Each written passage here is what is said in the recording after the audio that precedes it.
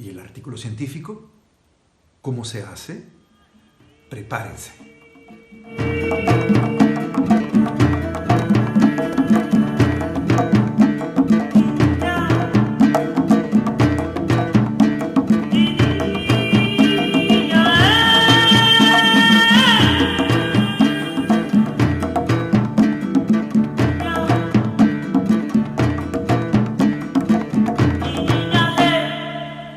Ahora el mundo está lleno de artículos científicos, lamentablemente hay demasiado. Lamentablemente hay demasiado porque una de las características de este tiempo es que hay exceso de información y no sabemos cómo clasificarla y ordenarla. Una de las ventajas, sin embargo, que tiene el artículo científico es como pasa por un árbitro, por arbitrajes generalmente pares y ciegos, no cualquier persona escribe cualquier cosa.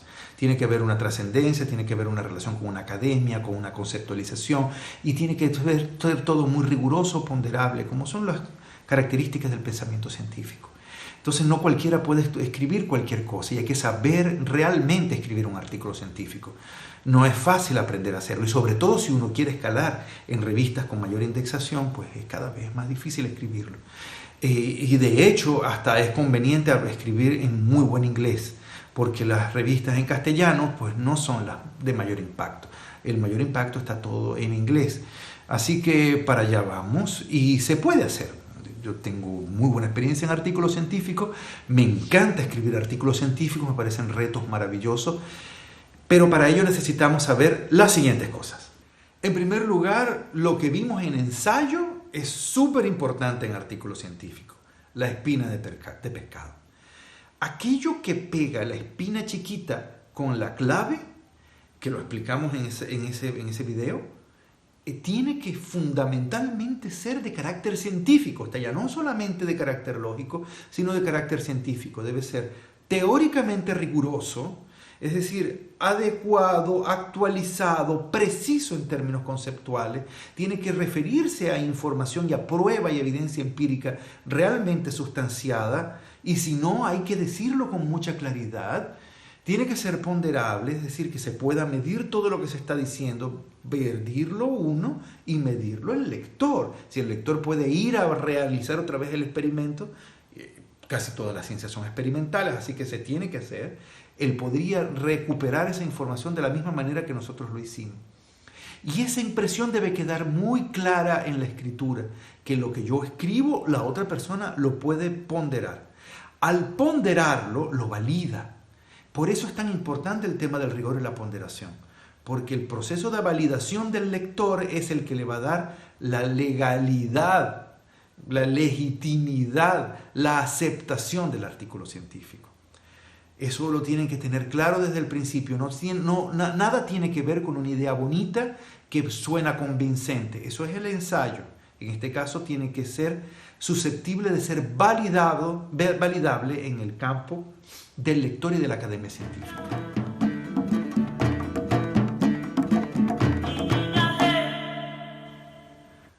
La estructura de un artículo científico tiene que ver, la estructura formal tiene que ver con lo que te pida la revista. Uno debe escribir para una revista. Entonces se tiene que meter las normas de autor, o como se llamen, generalmente tienen nombres similares, y ahí va a ver cuál es la estructura que se sugiere para la revista. Algunas revistas científicas tienen los highlights, o subrayados, los resaltados. Los highlights son interesantísimos porque te resumen en un resumen en unas líneas, es decir, una idea, flechita, idea, flechita, idea, flechita. Si ustedes logran hacer eso, magnífico. Los highlights corresponden a la estructura objetivo, método, resultado, OMR. ¿Qué objetivo tiene tu artículo? ¿Qué método utilizaste? ¿Y qué resultados obtuviste? Eso debe estar en el resumen, siempre. No way, siempre en el resumen. De 100 palabras, 200 palabras, lo que pida la revista, tiene que estar el objetivo, el método y el resultado. Vamos a ver en muchas revistas latinoamericanas que está el objetivo, como si fuera una tesis, y ahí no aparece el resultado. No puede ser, el resumen tiene que tener el resultado también, y tiene que tener el método que me propuse, cómo lo quiero hacer y con qué resultados obtuve. En 100 palabras, en 200 palabras lo que te pido. Esta relación OMR se tiene que reproducir en toda la estructura del artículo. De tal manera que si ustedes tienen introducción, desarrollo, conclusiones, ustedes van en la introducción van a poner el objetivo, en el desarrollo van a poner el método aplicado y en las conclusiones van a poner los resultados. OMR, always.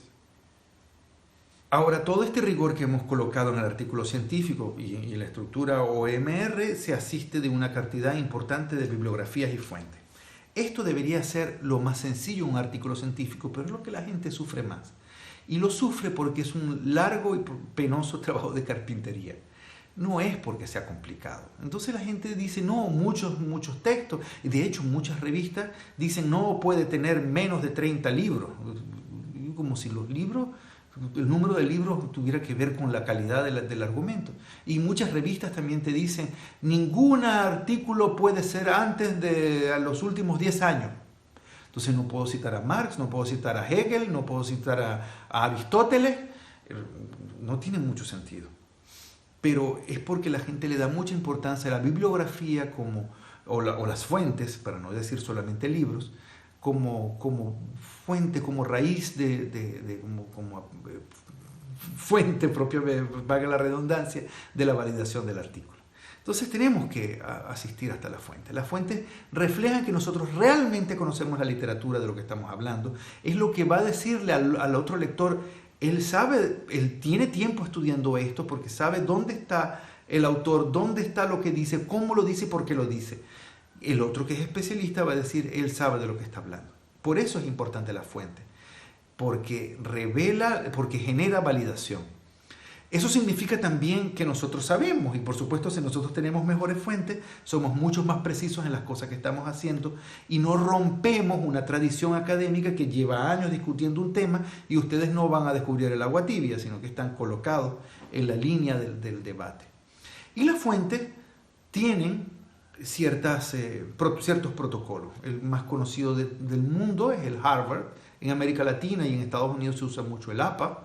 Después está el APA no sé qué cosa, luego está el Chicago, que también es muy importante. Algunos son de pie de página, otros son el APA es clásico, apellido, coma, nombre entre paréntesis, año. A veces no es entre paréntesis, a veces el nombre es solamente la inicial, a veces el texto central está en cursiva y a veces el texto central que está en cursiva es el nombre del libro y el capítulo, o el nombre de la revista y el artículo van entre comillas, o simplemente van con una sola comilla, o no van con una sola comilla. Ustedes se dan cuenta que esto no lo vamos a vaciar acá.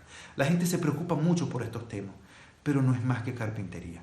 Métanse en las normas de autor y sean muy fieles a lo que les piden que ustedes hagan. Inclusive les dice, nosotros utilizamos APA 1996 y realmente se parece al Harvard del otro lado. Entonces hagan caso de lo que la revista les pide y ahí van a tener la solución de este problema.